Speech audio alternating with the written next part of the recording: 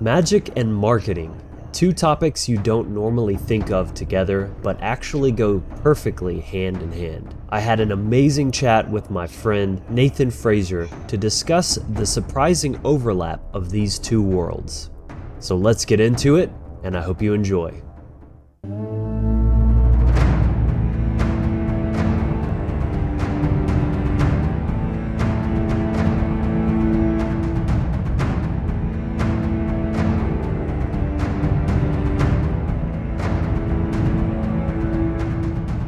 Welcome back, everyone, to yet another episode of the Wizard Factory podcast, where together we explore the universe through ourselves. Today is a very exciting episode. I'm joined by guest Nathan Fraser, who is a professional copywriter, expert marketer, a multiple book author, including his newest release called Sales Funnel Cheat Codes, and a student of the Occult, fellow student, I should say. So, welcome, Nathan, to the show. Thank you for having me. I'm excited to be a guest on your podcast. Absolute pleasure to have you, man. I've been following your stuff for some time and was intrigued by the idea of kind of, as I've seen you post certain things alluding to the more esoteric side of things, and that you are kind of at least practicing this stuff on the back end, though you may not be as upfront in how you're portraying it. It's definitely going on behind the scenes. So I was intrigued by this idea of bringing you on and talking about kind of this fusion between these two worlds, which you might say marketing has a much more exoteric view, at least to the average person, and then diving into the cosmic sciences, which are really at play within everything, whether you're aware of that depth or not. So let's go ahead and get into it. I'd like to start by just letting you introduce yourself a bit and what you do. So I am a marketing consultant and a copywriter, which means I write advertisements for people and I help them build out sales funnels on their websites. And basically, I'm all about helping connect people who provide products and services with people that can use or benefit, have their lives improved by those products or services. I've been doing that for about 10 years now, and I've been doing it almost exclusively and full time for about 4 years now. And I love the work that I get to do. And as we go through this discussion, I'm sure we'll talk about the overlaps between some of the more esoteric occult teachings that are also very prevalent in the self-development business world and also in sales and marketing as well. So there's a lot of overlap that people might be surprised to hear about, and I'm assuming we're going to dive deep into some of that stuff today. Absolutely. That is why we're here. So yeah, excited. I mean, there's like so many different directions we could go with this. We'll get into that, but I'd like to see what kind of got you started first on your entrepreneurial journey, and then I'd like to hear about what got you first interested in the occult and kind of going down that road. Okay, so the entrepreneurial journey is basically because, and for the video viewers, you'll see I'm covered in tattoos. I'm basically unemployable. I don't fit in very well in the corporate workplace. And so very early on, at 19 years old, I started my first business with my little brother. I realized, wow, like working for yourself is way better than working a 9-to-5. Mm-hmm. Ran a few businesses into the ground, had to learn about the actual ins and outs of business. Running a business is not just doing the thing. I love decorating cakes. I'm going to start a cake decorating business. Okay, well, now you got to manage inventory. You got to do customer acquisition. You got to figure out how to advertise. You got to manage the books. So running a business is a little bit more complicated than most people think getting into it. And I definitely fell flat on my face quite a few times. By my fourth business that I had run into the ground, or my third business that I had run into the ground, I realized I needed to learn about sales and marketing. It was something that I really didn't want to learn about. I was really hesitant to learn about, but I had burnt my team out and they were like, we're not going to work with you on another project unless you learn how to sell. So that got me into sales and marketing. That got me taking a lot of the information that I learned from books like propaganda and a lot of stuff that I was already studying as far as like social engineering goes, and mass movements, and all of the kind of more esoteric stuff that only conspiracy theorists actually pay attention to. Right. I started taking some of that and learning how to use it for my marketing, using the evil tools for good, I guess. And that's kind of how I got into sales and marketing. Copywriting was just for out of necessity. I ran 3 businesses into the ground. I wanted my 4th business to be successful, so I knew that that was what needed to change. And then along the way, I was growing up. I was a very hardcore leftist. I grew up in a very left-wing household, I'm so sorry. and it is what it is. But I grew up hating capitalism. I grew up hating business. I grew up hating people that were wealthy and successful. And once I started working for myself, I realized I had a lot of these belief systems that were holding me back, a lot of things that were preventing me from succeeding because I had these negative thoughts about success. I had these negative ideas about wealth and money. And so I wanted to undo those. I wanted to start undoing those negative programs that I had.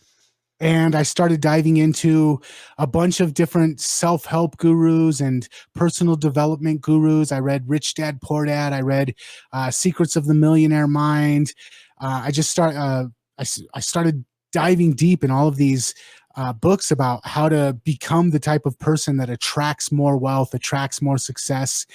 And about 10 years, 15 years of that, and then I started stumbling across Magick principles, and I started realizing, holy crap, all of these things that I've been studying, from Neville Goddard, Napoleon Hill, all the way up to Robert Kiyosaki and Tony Robbins, all of this stuff, there's this huge overlap. And most of this personal development books and seminars that I've been attending, they're cleverly disguised magic principles. And so 2020, I started just seeing all these weird coincidences, and then things started calling out to me, and I started saying, okay, I need to take a closer look at some of this stuff that I've been deliberately avoiding this whole time because the right-wing conservative Christian conspiracy theorists told me this is all evil, don't pay attention to it. I was like, well, maybe I'll just kind of peek at it, and dove down the rabbit hole and have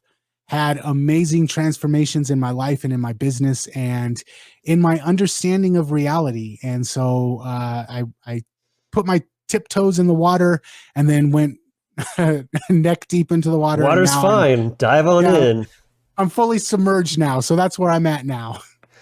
That is really fascinating to hear how, first of all, it started more with the entrepreneurial side, first by kind of just diving in and kind of like breaking some bones first and saying, okay, maybe I need to figure out a little bit more of the foundational principles of this, figure that out, which was interesting because it brought up an idea that I came across. I can't remember the specific name for it, but it was something like backwards learning or something where you actually retain knowledge a lot better if you first experience it, even if you fail miserably, because then when you're starting to take in the knowledge, you actually have experience to relate that to and give context to everything. So you're like, oh, that's what I didn't do, and that's why I totally fell on my face.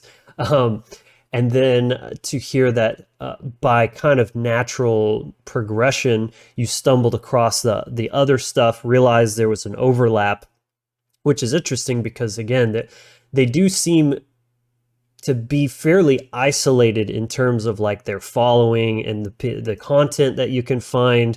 You rarely hear a wizard, so to speak, talking about marketing, and vice versa, whether Tony Robbins is secretly reading Crowley, late nights or whatever, he's not talking about it either. There's kind of like this separation, whether that's intentional or not.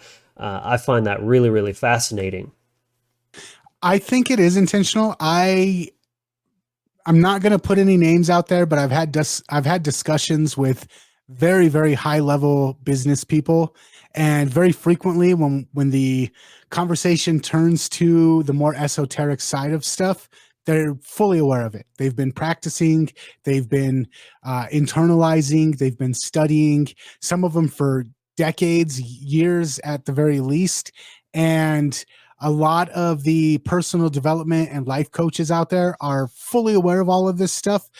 But, and this is something that might come off wrong, but I've noticed as I've kind of dived deeper into this world, a lot of the people that are into esotericism, spirituality, a lot of them are broken people. A lot of them are desperate people. A lot of them are people who are still stuck in victim mindset. Very And true. the you can burn some candles and attract someone who's going to love you forever, or you can put some money in this jar and it'll help you pay your rent. That's the overwhelming majority of this community. And if I'm going to be trying to coach highly effective high achievers, I don't want to attract the people who are angry because they can't pay rent, angry because they can't find somebody who loves them. I want to attract a different audience. So I'm not going to package it the same way that the spell books in the local crystal store are going to package it. I'm going to package it as, this is the stuff you need to take your life to the next level. You're already successful. Here's how you become uber successful. So I'm not going to package it as witchcraft or esoteric arts. I'm going to package it as personal development. I'm going to package it as becoming the best possible person that you can, because I want to attract a different audience, because I feel like I can help that audience more than I can help the struggle bunnies who are barely able to make rent and can't find somebody to love them. So I know for a fact a lot of the high level names in coaching and in business and personal development, a lot of them are into this stuff, but they won't talk about it openly like we are on this podcast, because it attracts the wrong audience, and they're very careful about who their message attracts. Yeah, that makes a lot of sense from really multiple angles, because on one hand, first of all, it's called the occult for a reason. It's hidden not because it's not always self-evident to the person until they're learning these kind of hidden laws, but it's also occult in terms of it's being kind of kept on the down low by certain people for, I guess, just trying to, with hopes that the right kind of people will seek the knowledge out, and not because the average person, to be totally blunt, is not really cut out. They haven't done that inner work to be able to handle that kind of power. It's kind of like handing a loaded gun to a child. It's more dangerous and probably more harmful than good.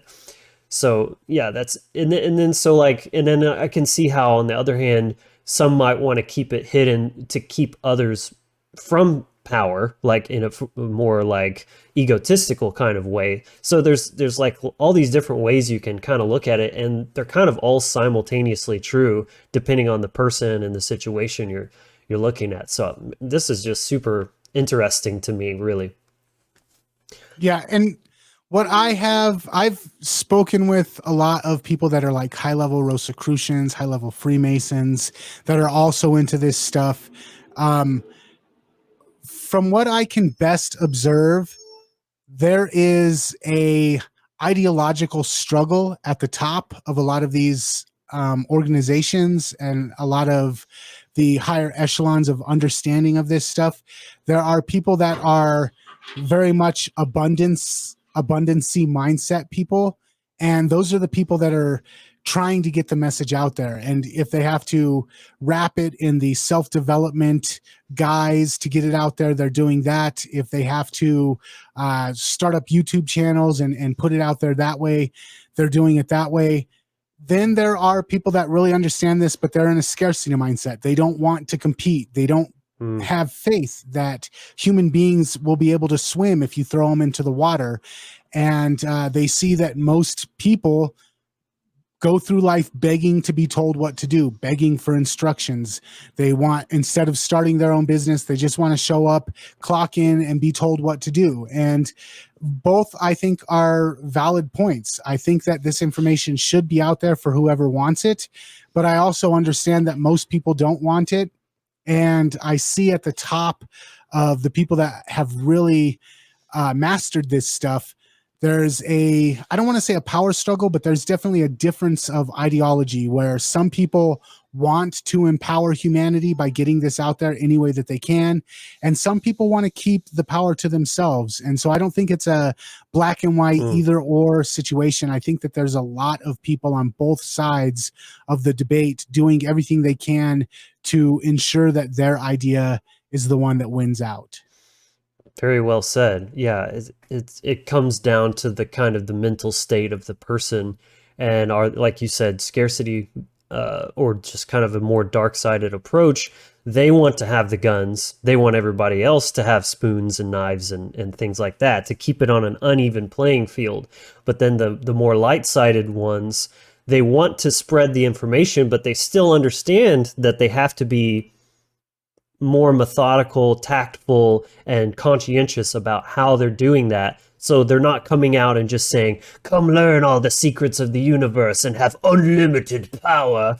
It's more just like, hey, here's some fundamental principles that'll help make your life better. And that has a lot more kind of mass appeal, keep it simple, and help people without putting it in that package, basically.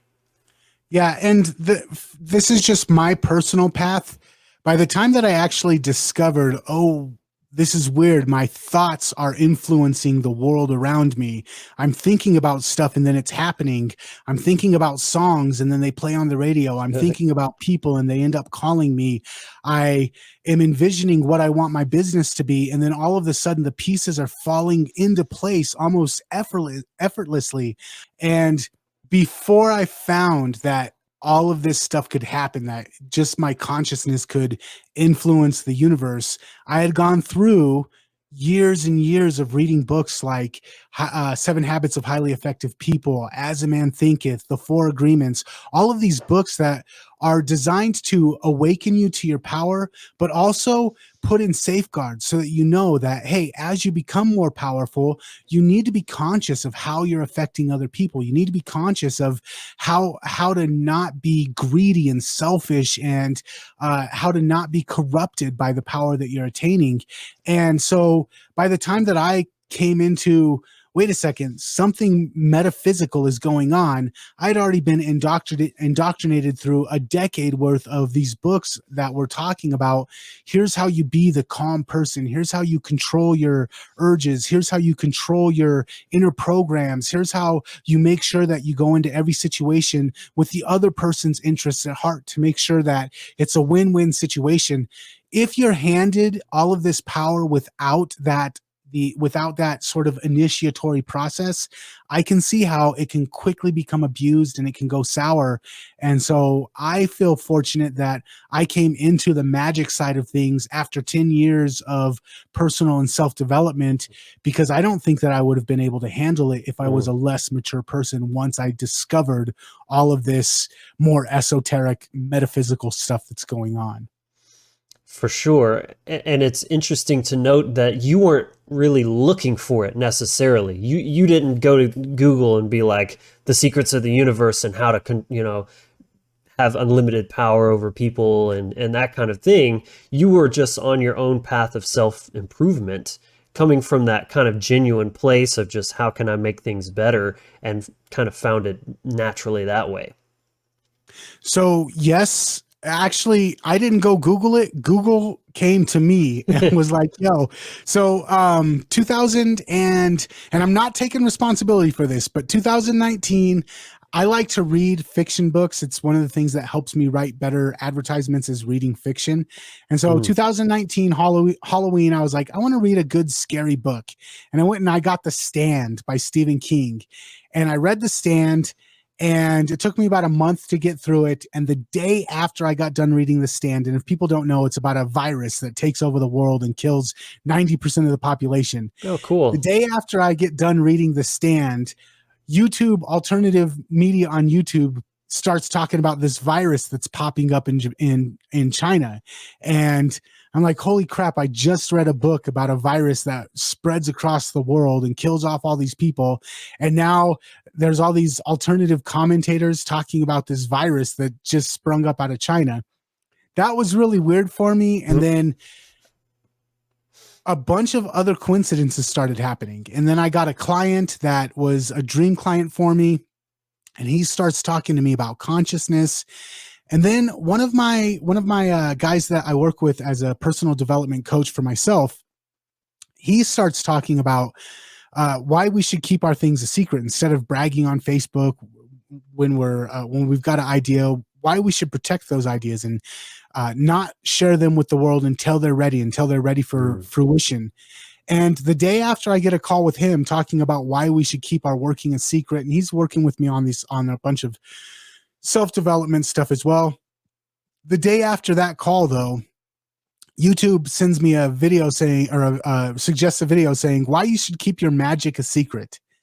And I was like, okay, well, that's weird. So I watch it. And the same reasons why this magician is talking about keeping his magic secret is all the same reasons my buddy that is one of my coaches was telling me why I should keep my business plans secret until they're ready to come to fruition. So I was like, well, that's weird. And then YouTube started recommending more and more magic material, and I kept seeing all these weird overlaps. And then I started seeing all these weird synchronicities where I would think about somebody and they would call me, or I would think about a song and it would play on the radio when I jumped in the car that morning, or I would say, I need this, and then it would just be there. I would say, I need this book, and somebody would be like, hey, I got an extra copy of this book. Do you mind if I send it to you? And it just kept happening over and over again, where as soon as I needed something, as soon as the student's ready to learn, the master would appear. And I was just like, okay, there's just way too many coincidences happening ever since the stand and Corona hitting. From that point forward, my life was just bombarded with all these crazy coincidences. And so I started looking into what are all these coincidences meaning? And then I started realizing, oh, you can intentionally direct the coincidences. You can cause coincidences and they'll look like coincidences, but you'll know that you caused them. And so, for the last 2 years, I've just been going down this rabbit hole of what is really going on. What is nature? What is reality? What is consciousness? And what is our relationship to all of it? I love it. And yeah, there's a fine line between synchronicity and is Google listening to everything we say and do. But at a certain point, when there's that many coincidences, obviously you're like, okay, no, there's something to this.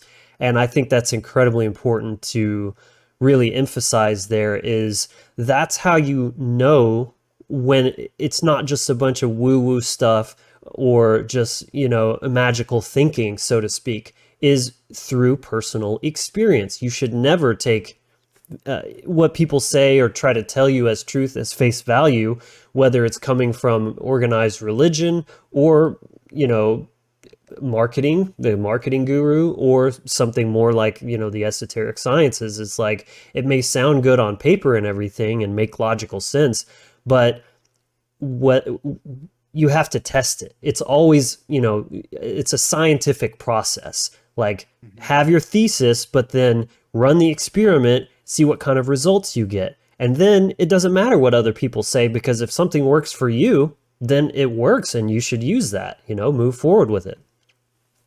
So a couple of real quick examples, and these are completely anecdotal. Just a few weeks ago, I was having a call with, again, one of my guys that's my coach and helps me with a lot of personal development stuff. And I passed on a really, really good job that was out in Baltimore, and they were going to start me off at 7 figures to start. And wow. I passed because I didn't want to move away from my daughter. I didn't really like the business. And he was giving me crap about it. He's like, that was like your dream job. You were going to make so much money doing what you like to do. And I was like, I wouldn't be able to spend as much time with my daughter. I want to work locally. I don't want to have to move to work. And I really want to be selling stuff that I enjoy. I have a couple of clients that I really like. I didn't want to ditch them to go chase this other client. And so that morning we sat down and we're like, What do you want? What kind of clients do you want? And then that afternoon, I get a call from somebody and he's like, hey, there's a art gallery up in Denver. They sell esoteric artwork. They're less than 50 miles from you and they want you to run their marketing and they're willing to pay you this much. And I was just like, how did I just have this conversation this morning saying, this is what I want? And this afternoon, I'm getting somebody saying, hey, we want you. And things like that. And then I started messing around with sigil magic. And every time that I've put intention to a sigil, I've had undeniable stuff. And I don't want to get into that stuff, but every time I do it, the next day or within a week, it happens. Whatever I said, this is what I want to happen, happens. And it usually exceeds my expectations. So it could be all in my head, but I've got so far like a 90% success rate with saying, just clarifying, this is what I want. This is what it's going to look like. This is what it's going to feel like. This is what the result is going to be. Meditating on it, focusing on it, clarifying it, and almost every single time within a day or two, up to a week, boom, it happens. It shows up in my life. And, yeah, I can't deny it anymore. I used to be like, well, maybe, but I'm kind of an atheist and I don't really believe in all of this stuff. And I'm at the point now where I'm like, okay, I'm embracing it. I'm going on this ride. This is what it is. Yeah, I've definitely experienced things like that too. And like you said, after so many times, you can't just keep chalking it up to coincidence. I mean, maybe a few times, but when it's again and again and again, and when you're so specific with what you want, that's the best way to really like hone in and materialize that magic. The more specificity you can give it, the more kind of psychic power that you're putting into that. And then sometimes the universe wants to test you and say, okay, but do you really want it? And it'll kind of throw you some curveball to see if you're willing to sacrifice for it. I think sacrifice is a really important part of the magical process because it's not, I mean, without that, you're just praying like, oh, God, give me a big house and a nice car and all this kind of stuff. It's very like entitled child mindset. If you really want something, you better be willing to give up something for it. And sometimes you'll be given that opportunity to say like, is this really what you want? And how bad do you want it? So I'd love to get into how some of the ways that more specifically magic and marketing are linked in terms of like the overlap, some of those principles, the very practical aspects of it. One thing that came to mind, as I know you're a copywriter, is the idea of bardic magic, because copywriting is all about storytelling.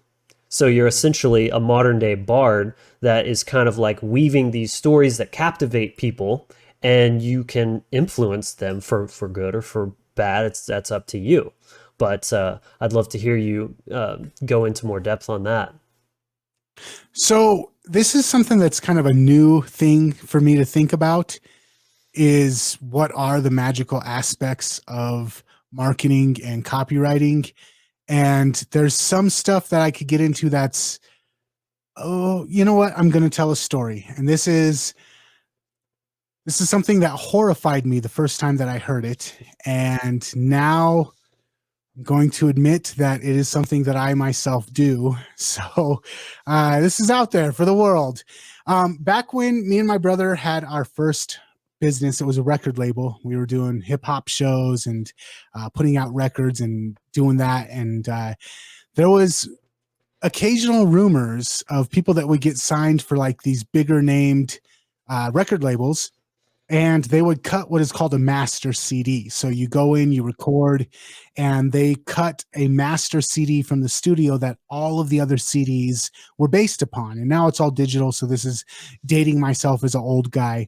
But back then, they would cut a master CD, and then they would print all of the CDs that went out to everybody listening would be printed from or copied from that master CD. And we kept hearing, and at first I thought it was crazy talk, and then I was like, oh man, this is some like Illuminati devil worshiping stuff. But we kept hearing that when you cut the master CD for these bigger companies, I'm not going to name the companies, but they would take you and they would do a ceremony over the CD. They would take it and they would take it to a temple and they would do a blessing on it, that they would say that it would have influence over the listeners, that it would get out and it would become a top 40 song, and whatever the case may be, whatever they would put their intention into that master CD. And then after they did the ritual, they would take the CD to the distribution company or to the manufacturing company, and they would take that one that had the intention placed in it, and then they would make all the other copies from that original CD with that original intention in it. And when I first heard it, I thought it was weird and I thought it was crazy, and I thought, this is nuts. And then I started learning about like the Illuminati and all of the Freemasons and all of the New World Order stuff. And I was like, okay, well, this is some kind of like weird satanic Illuminati witchcraft. And they're probably just doing it because they're nuts and they believe this stuff or whatever. All that to say, full circle now, whenever I do any piece of marketing, I do something very similar. I put my intention. This is what I want this piece of marketing to accomplish. This is what I want. I want it to attract this type of people. I want it to make this many sales. I want it to bring in this type of client. I want it to reach this spot on the Amazon's bestsellers list. And so now every time that I put out my marketing, I do some of that more esoteric, ritualistic stuff. I don't sacrifice goats and soak my books in their blood or anything like that, but I do put intentions. I do meditate. I do some ritualistic magic on to add in to my marketing. And that's probably a level higher than the question that you were actually asking, but I found that it works. It makes my marketing more effective, and I would be surprised if I'm the only person out there doing it. Yeah, that's not beyond what I was asking at all. That's definitely what I was looking for. And what was coming up for me there, thinking about this, is first of all, the automatic take, as you said, to somebody that's not in the know, they assume that it's evil, that it's satanic, the goat thing. I mean, it's all this kind of Hollywood crap that we've been shown. Oh, that's what the occult is. It's a bunch of people in robes doing weird stuff and they're all evil and this kind of thing. That just goes to show, in my opinion, how disconnected we are from our ancestral roots. Ritual and magic was a part of everyday life for people in the pre-Christian era before it was completely demonized. And it all comes back to the principle of mentalism. What is the intention of the person doing it? If you believe that only people doing that are all evil, that's just a projection of what you have going on inside, and not trusting that there's other good people that may have this kind of knowledge and wouldn't use it for evil. Now, when you get higher up in power, looking at the record companies and stuff like that, well, there's a case to be made there that it's a little bit more centralized, it's more controlled, and has a higher likelihood of being corrupted. But taking someone like yourself, you're just an individual who's practicing your craft. There's no reason to assume that it's inherently evil what you're doing. It's that I think it's a projection of people who fear their own power. They would never touch that stuff. And, they assume that anyone who did would inherently have to be evil. It just comes from a complete lack of understanding. And as I said, a disconnection from how things were for the majority of human history up until Christianity and the Abrahamic religions, essentially. Mm-hmm. And I will admit that when I first heard about the record labels doing this, I immediately thought it was evil. And if somebody from right now went back 10 years and told 10 years ago me, hey, in 10 years, you're going to be doing this every time you put out a new lead magnet or every time you release a new book, I would have thought that they were out of their mind. But here I am. This is where the path has led me. Well, again, it's about what gets you results and what is about manifesting. And I guess kind of taking that back to the fundamentals, which we didn't really touch on as far as like what even is magic? Well, and I'd love to hear your take or your definition, but Mine would simply be first, it's the trivium process. So you first have to have the knowledge and understanding of the laws of nature, the laws of the universe, and how shit actually works here. And then using those by taking action to create a result, whatever that may be, is just a reflection of your intentions. I would say I mostly agree with you. I'm not sure if there are angels and spirits and demons around us that influence things. I wouldn't be surprised, but I'm not 100% sold on it. What I am 100% sold on is we have the same creative force that whatever created us bestowed upon us. We Mm, are made in the image of our creator. We are fractals of the consciousness. I tend to believe that consciousness itself is a single entity and it breaks itself up into billions and billions and billions of fractals of itself and allows us to live out reality so that we can experience ourself through an individualistic level. That might be a little bit deep. That's just the no, best. not for this channel, man. This is all we talk about. What you just described is animism, like to a T. That's exactly what that is that all living things and even non-living is imbued with the cosmic life force energy and consciousness, essentially. Yeah. So my belief is that it's all interconnected, quantum entanglement, all of that, where what goes on in the brain is not just a receiver for information, it's also a transmitter. It communicates with the greater consciousness that's out there. And you, whether you consciously do it, I believe that we're all, what I call it, magic. There might be a better word for it, but the ability to think about something and then have it impacted in the world, have the universe respond by delivering whatever the universe thinks is important to you. I call that magic. I work on it. I hone it. I try to be deliberate about it. I think we're all doing it. I think most of us just do it unintentionally. Most of us don't control what we're thinking about. Our lives spiral into whichever direction our untrained mind leads us. And I think that everybody is out there practicing magic. I just do it intentionally. I want to have control over my own life, over my own destiny to the best ability that I can. And practicing magic, honing the way that I think, the meditations that I do, honing and experimenting with the results that I get. To me, it's just a form of living consciously. I don't see it as being some sort of tapping into evil demonic powers. I might be wrong. Don't take my word for it. But from my experience, it's just a form of exercising sovereignty over myself. And so I don't see myself ever giving it up. Yeah, I love that. I mean, you nailed it there, and I love that you brought up the concept of like angels and demons and these entities and kind of that sort of thing, because I would just describe that as like a slice of the pie when it comes to magic. It's an aspect of the occult, but it's not the all-encompassing. It's not what it is, and that's what most people, especially Christian-minded people, tend to assign to that, is that it's all about conjuration and Ouija boards, and you're dabbling in stuff like calling up things that you. I mean, you can do that, but what does that say about the empowerment, the mindset of the person doing that? Like you just said, we all have these magical capabilities.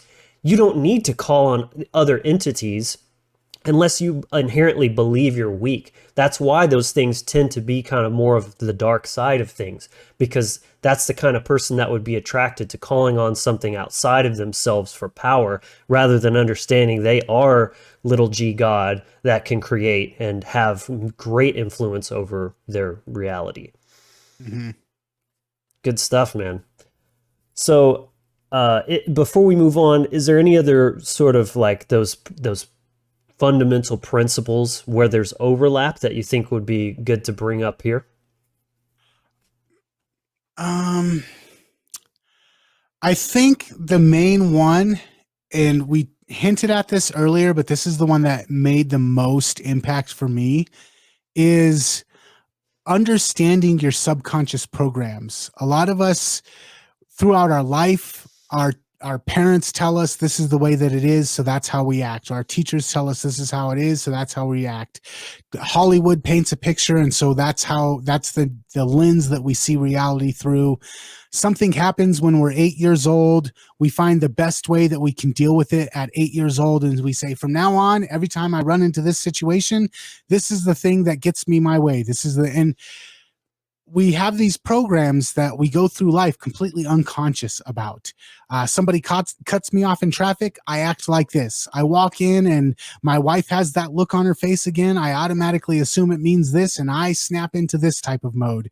This happens, and I resort to 12-year-old version of me to handle it. This happens, and I resort to 35-year-old version of me to handle it. And we go through life with all of these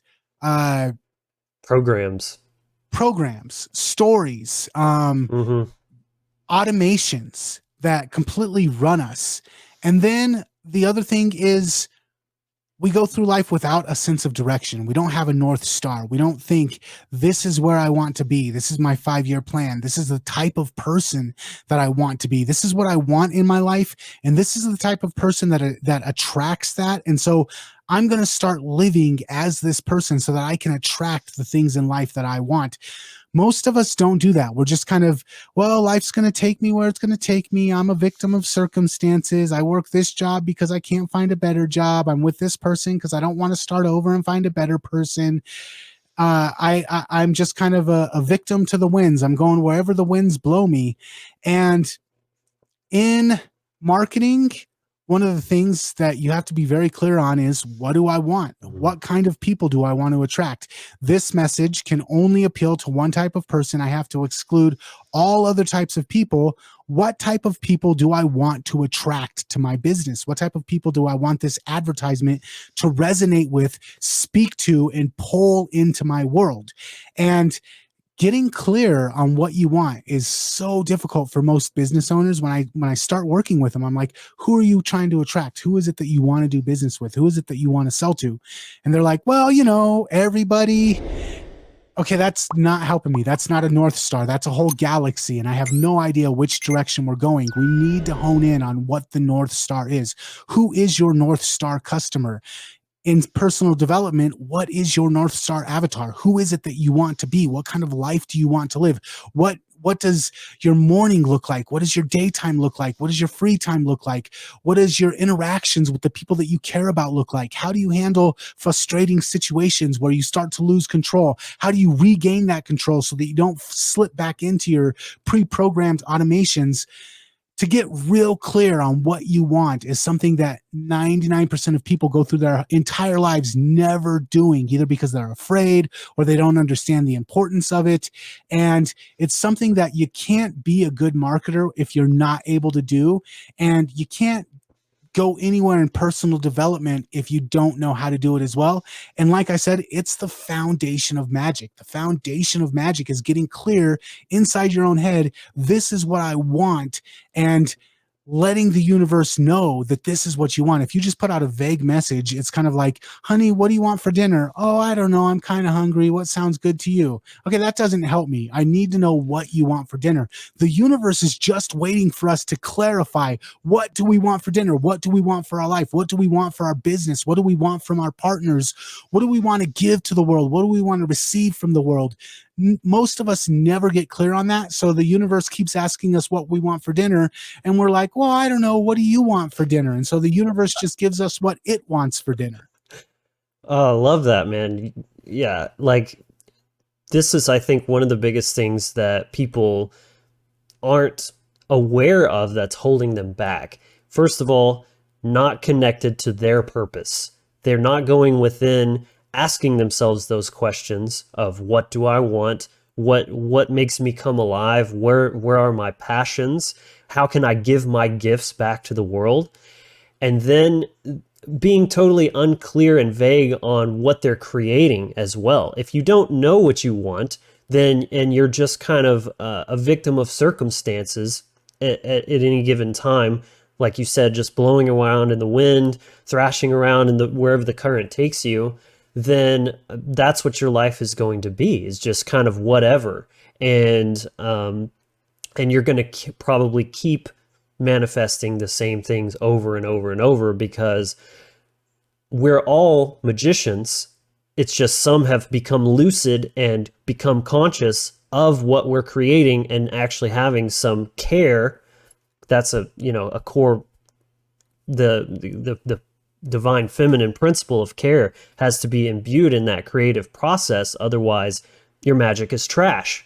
We're all doing it. It's just like whether you're doing it mindfully and concisely or bad. And like you said, running on those programs that have been running since their inception, and that is what's actually creating through the subconscious mind. The dwarves in the Norse mythology is the subconscious mind, and they live under the ground, and they have the creative, the magical weapons and things like that. It's like that's what's actually forging your reality, but the dwarves are just running amok if you aren't doing the inner work and diving in and asking yourself those questions, saying, what place am I creating from? From scarcity, from self-limiting beliefs, or empowerment? Hey guys, hope you're enjoying the episode so far. I just want to take a quick moment to offer you a special gift. It's the free initiation package download. This is a free download package that includes the Toolbox mini course. I created this package to equip you with all of the essential tools you need for any type of energetic or magical practice for anyone serious about their spiritual development. It's comprised of 3 parts: the circle, the breath, and the voice, where you'll learn how to cast the circle of the Magi, various breathwork techniques, including a powerful guided breathwork meditation, rune galler, and more. You'll also get access to the Inner Sanctum, our private Facebook group and Discord server, as well as some Wizard Factory wallpapers for desktop and mobile, all for free. And for those who've already seen this course, I'm happy to announce that this is a brand new remake with better production and even more information. You can find the link to get yours in the description below. So check it out, and let's get back to the content. So I guess let's get into, I wanted to ask you about some of the common hangups that people have. First, about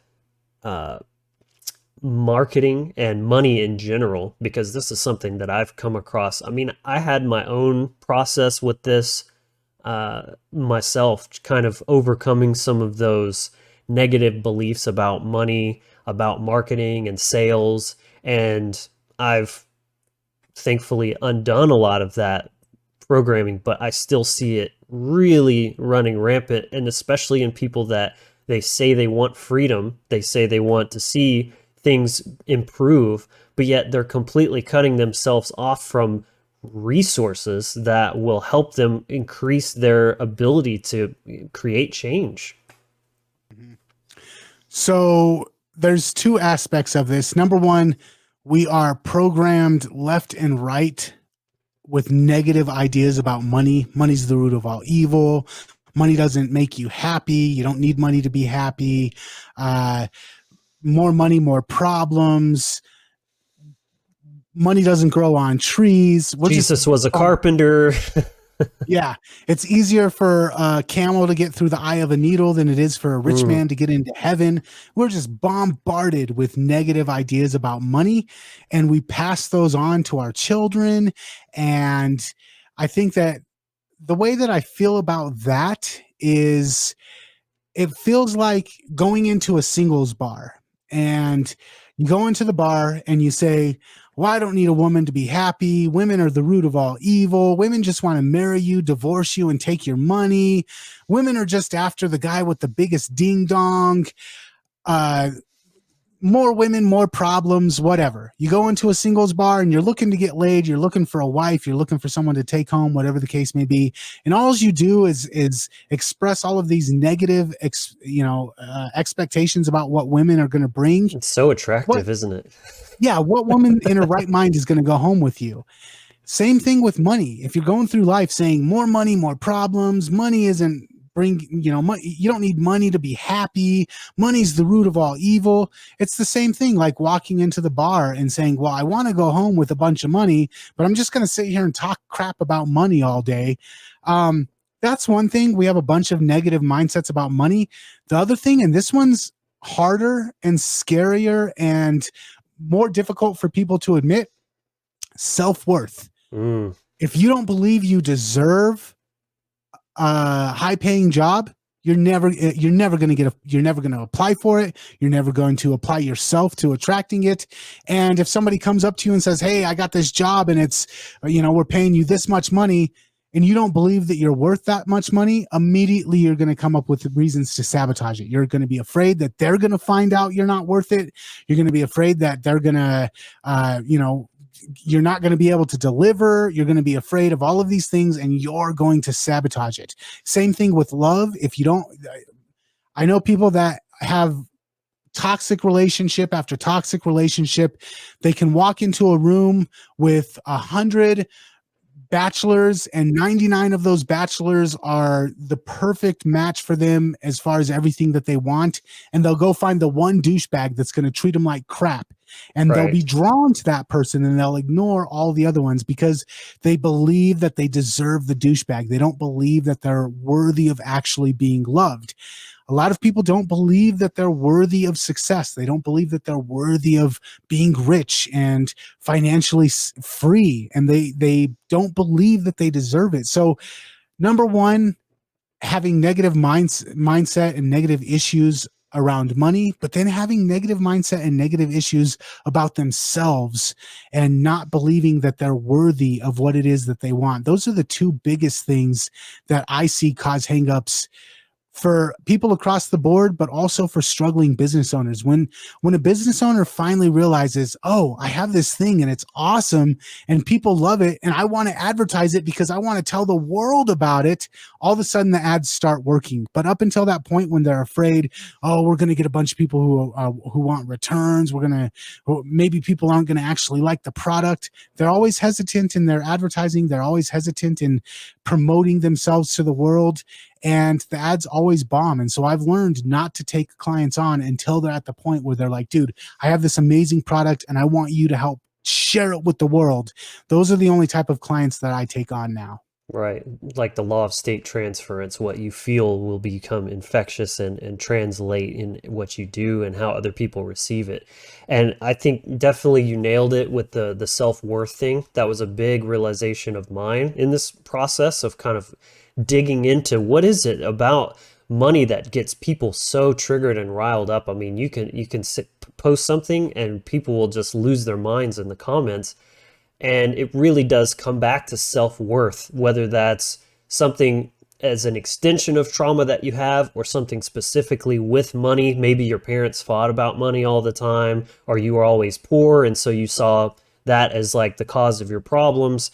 But think about it. If you convince yourself that like money's evil, well, that makes it a lot easier. It's like a cop-out.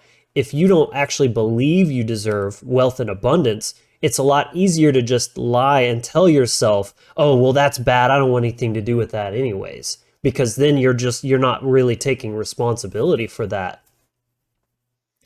And I kind of see that there being an extension of the with the esoteric stuff as well, because again, it's really, they're just two kinds of power. If you're afraid, if you don't believe in your self-worth and you're afraid of power, you're going to demonize it in whatever form it has. That's why people tend to just like talk shit about wealthy people and rich and powerful people. Not that they're all evil, but because they themselves feel powerless. So it's easier to just write them off as all evil and selfish and all this kind of stuff than actually take responsibility for the state of your own life and the amount of power and influence that you have. Yeah, absolutely. And again, not even just with the esoteric stuff, but just in general. We were talking earlier about the people that a very small percentage of people will take responsibility and say, yeah, I'll manage this company. Yeah, I'll start my own company. Yeah, I'll be on the line for making sure that you get a paycheck next week. the overwhelming majority of people just want to fill out a job application, show up, be told what to do, and collect a paycheck. And it goes back to that. It goes back to, I don't deserve to be in charge of my own life. I don't deserve to be making my own decisions. I don't deserve to have the financial success and the freedom that I want, but I don't deserve it. And if you don't believe you deserve it, again, you're not going to go out and search it. You're not going to make the moves that make it necessary or make it possible. You're not going to go out and do what you need to do. And if it shows up at your doorstep, coincidentally, say the universe is like, oh, maybe you are ready for happiness. Maybe you are ready for success. Maybe you are ready for that high paying career. If you're not, if you still have those self-worth, lack of deserving issues, lack of faith in yourself issues, you're going to run and you're going to completely throw that gift away. So, yeah, I see it happen all the time, and it's sad. And then what's even worse is after it happens, people go immediately back to blaming successful people, blaming rich people, blaming the system. And it's like, dude, you've had so many opportunities delivered to you and you throw them away one after another. And then you get angry at the people who don't and blame the fact that you don't have what you want on them for taking advantage of when the universe did the same thing for them. Totally. Very just childlike mentality, entitlement, and a perfect example again of what I mentioned earlier about people don't understand and respect the concept of sacrifice. Like most people outside of just wealthy families and stuff got their wealth by taking risks, by making those sacrifices. So yeah, if you're not willing to take the risks and give up some of your time and energy to go outside, color outside the lines, and not just work the safe 9 to 5, then of course that you're going to get, your bank account is going to reflect that for, so. And I want to say, this is not if somebody's listening to this and they feel stuck in their 9 to 5 job, they feel stuck in a relationship that's not fulfilling, they feel stuck in a lifestyle that is feeling monotonous and not fulfilling to them. I'm not trying to attack you, but I am trying to be the asshole that holds up a mirror and says, you need to look at these aspects of yourself. You need to look at your beliefs about success. You need to look at your beliefs about money. You need to look at your beliefs about yourself if you want change. You have to look in the mirror. You have to examine, what beliefs are you holding in these areas? Why are you holding them? Are they serving you? And if they're not, you need to start doing the hard work of changing what you believe. And it's not to condemn you. It's not to put you down. It's not to say, I'm better than you. It's to say, I was where you are at right now. And the only reason I was able to break through is because I sat down and I had these hard conversations and I took a good hard look in the mirror and I faced things that 99% of people are just not willing to face about themselves. I'm so glad you brought that up. It's important to remember to be compassionate and show grace, because let's be real, the system is designed to keep people in those positions. It's not an accident. It's the quote unquote safe, easy route, but it's the whole system is designed to keep people out of their power and accepting kind of the mundane and staying on the hamster wheel, so to speak. So it's no coincidence that this happens, but you have to first change your mindset and take responsibility for it's all your choices that got you where you are. But that's the beautiful part, is just as easily as you got where you are by your choices, by making different ones, you can change your situation. You just have to actually accept that first and decide to do it and actually commit and follow through with that. But anyone can change their situation. If you're listening to this, shaking your head and saying, but my situation's different and I can't, you're lying to yourself and it's bullshit. And I say that from a place of complete love. I'm not trying to be an asshole. I'm trying to say, I want better for you, and you deserve better. But you have to be real with yourself first. And I just want to add, you say the system is designed to keep people trapped in that state of the mundane. our desire to stay trapped in that state of the mundane is what created the system. So the system is designed to keep us down, but our desire to stay mediocre is what designed the system. The only way to break free of the system is not to break the system, it's to break your programs so that you no longer rely on a system that keeps you living a mundane, uh, subpar lifestyle. And you can't change the system to make it better. Mm, You have to change yourself to make it better.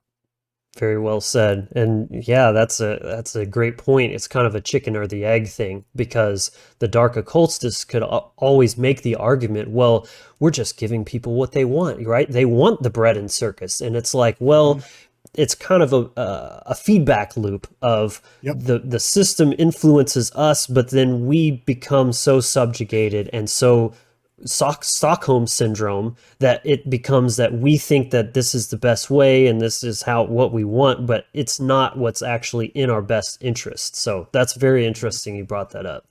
So I guess we can start to wrap this up by letting you share just any kind of last thoughts on this topic, whatever you think would be relevant to what we've discussed here, maybe more, kind of some kind of encouragement or something to tie it all together. Okay. So I am going to add a little bit of my marketing philosophy to the way that I approach Magick. And that is, I have a very strict belief in marketing that I will not sell to people who I don't think actually will have their lives improved by what it is that I'm selling. I'm not the guy that sells ice to Eskimos, because Eskimos don't need ice. I am the guy that will absolutely sell ice to somebody in the desert, because somebody in the desert does need ice. And so when I take on clients, if I don't believe in somebody's project or product or service, if I don't believe that it actually helps people that we're selling it to, I just won't take the client on. If I take somebody on and they're like, hey, we need to broaden the market, and so we want to try selling this to market X and market Y and market Z who don't actually need it, I won't do it. I'm just like, no, I'm the wrong guy. Don't do that for me. The way that I approach sales and marketing is I will not sell something unless I think it will improve the life of the person I'm selling it to. It needs to be beneficial. I need to make money. I need to afford the lifestyle that I'm comfortable with, but I'm not going to do it at the expense of unfairly negotiating with somebody else. And that's the way that I approach Magick as well. I never approach Magick. I don't do love spells. I don't do influencing people to do things that I think are in their not in their best interest. All of my Magick when it comes to business is 100% make sure that this lead magnet makes it into the hands of the people that can actually benefit from it. Make sure that this book makes it into the hands of the people who need to read this book. Make sure that the clients that I will enjoy working with and that are willing to pay me what I'm worth and I'll be able to deliver for them, make sure that those are the people that reach out to me. Make sure that those are the people that I get a good feeling with. Make sure that those are the people that the synchronicities pop up to let me know I'm on the right path with this particular prospect or this particular client. All of my Magick is 100% help me make sure that my impact in the world is benefiting the people around me. Help me make sure that I am giving love to the people in my life and I'm being present with the people in my life and I'm there for the people in my life and I'm giving them what they need. Help me be able to provide for them the things that they need from me. Help make sure that the work that I'm putting out gets into the hands of the people that really need it right now. And so that is exclusively every single piece of Magick that I have done has been make sure that it's somebody who actually appreciates what I bring to the table. Make sure it's somebody who their life, my life will be improved by them in my life, but their life will be improved by me being in their life. And so all of my Magick is done from a non-selfish point of view. All of my Magick is done from this is what I want to do, but I only want to do it for the people that will have their lives improved by it. I only want to work with businesses that their lives will be improved by me taking over their marketing. I only want to sell to people that their lives will be improved by buying what it is that I sell. So my intent in marketing and my intent in Magick is the exact same. It's never, this is what I want. It's how can I best serve the world around me? Help me by showing me the way and lining things up and making it the easiest path for me to find what I can give to the world and what I can be rewarded for giving into the world as well. So, I guess if anything, that's the one thing that I would say. I do believe in karma. I do believe in, even if it's not, magically, if you sell something to the wrong audience, if you sell something under false pretenses,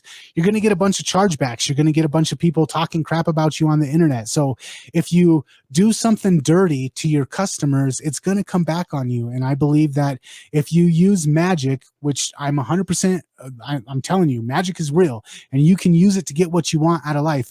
If you use it to do dirty to other people, if you use it for only fulfilling your own selfish ends, it's going to come back to you. You're going to get the result of the negative reviews, the chargebacks, the payment processors shutting down your credit card. You're going to get that back if you use Magick to either manipulate people, to get them to do things against their will, to selfishly benefit yourself at the expense of others. I'm 100% of the belief that if you have this power, just like if you have the power of influence in marketing, you should only be using it to empower and benefit the lives of the people that you come into contact with. And then you should have the law of reciprocity or receptivity. If you give out to the world and you give love and you give wealth and you give meaning and fulfillment to the world, you should be 100% willing to have that come back to you. You should embrace it when it comes back to you. But you need to start with an attitude of giving, with an attitude of my work is to benefit the people that I come into contact with. And then you should be fully open to receive the rewards of that. That's such a great philosophy to carry in life in general, in my opinion. A way that I like to put it is go from ego to we go. It doesn't have to be all about like this selfless martyr that just lives as a pauper and everything is about service to others.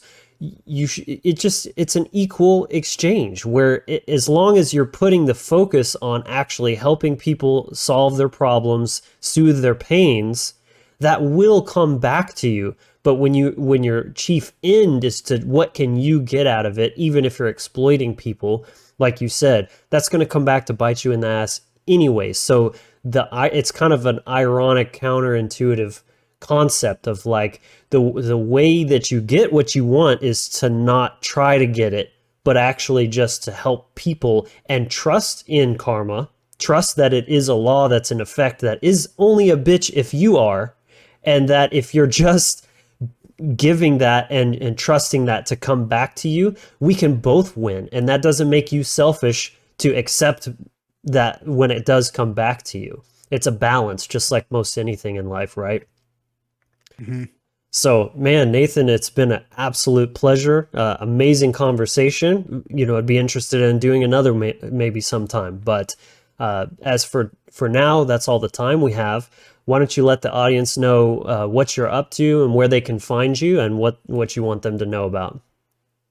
So I create content on most of the platforms out there. You can usually find me by looking up Success Magicka, and that's success like it's normally spelled, and then Magicka, Magicka. So Magicka with a K-A at the end.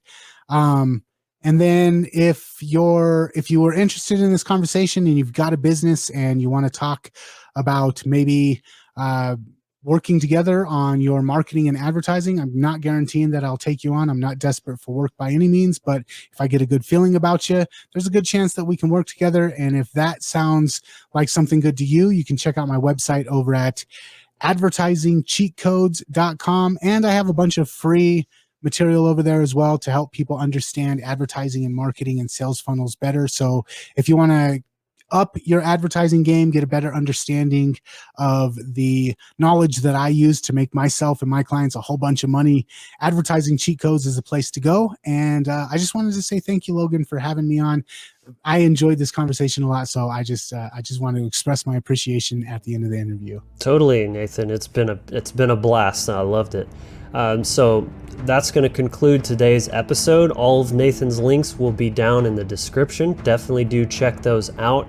If you enjoyed this content, please give the video a like. That's the easiest and most effective way that you can support the channel and make sure that this video gets seen by more people. And also don't forget to subscribe to the channel and click the bell notification so that you can get notified every time I'm dropping a new video. So until next time, be empowered, be inspired, and be encouraged.